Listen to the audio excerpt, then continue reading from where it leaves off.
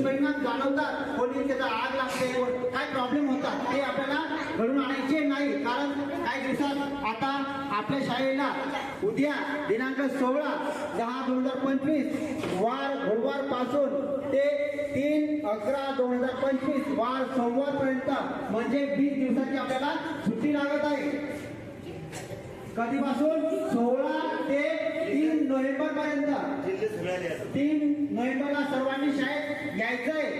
आपल्या 3 तारखेपासून परत नवीन सिलेबस चालू आहे. 31 तारखेपर्यंत सुट्टी आहे, पण 31 तारखेला शनिवार असल्यामुळे आपण 3 तारखेला घेतलंय. शनिवार